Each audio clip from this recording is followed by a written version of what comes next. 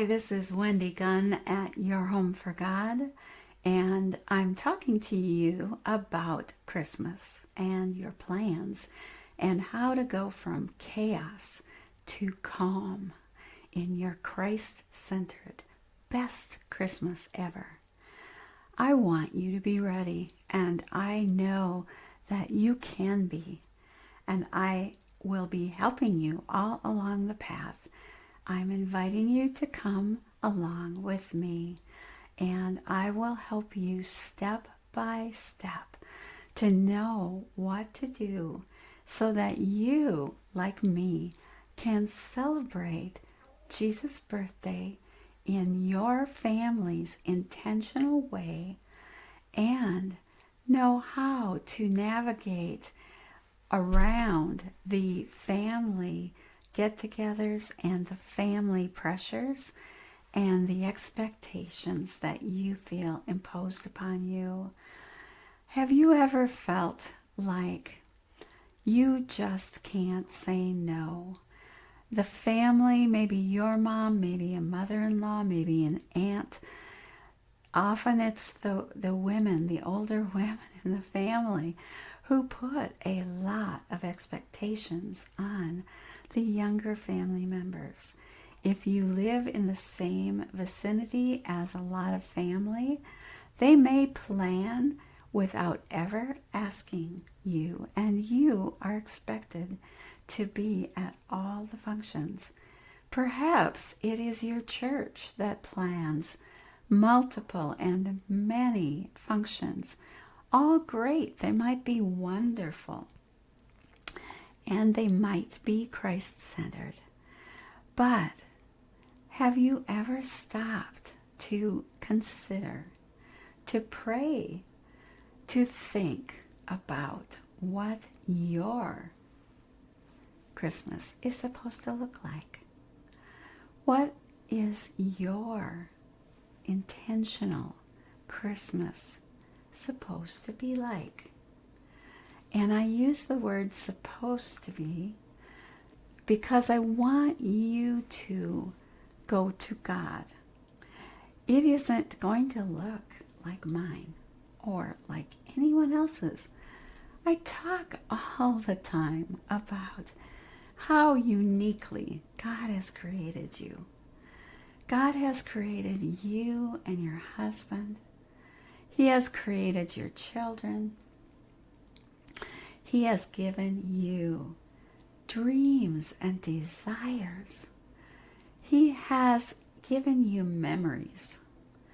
And each of you and your husband especially, has a very unique image in your mind of what Christmas, what a wonderful Christmas looks like.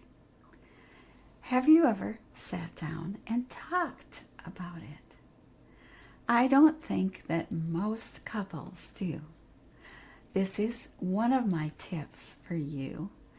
And as I invite you to come along with me and be ready for your best Christmas, Christ-centered Christmas ever, I will walk you through the steps and give you templates and tools to help you to take the time to intentionally think through and plan, to have a vision for what Christmas looks like in your family.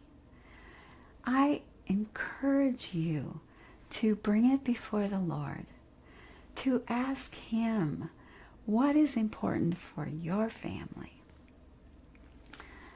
Christmas has become very complicated in many families. Your family might be extremely complicated. Many families are because of the blended families.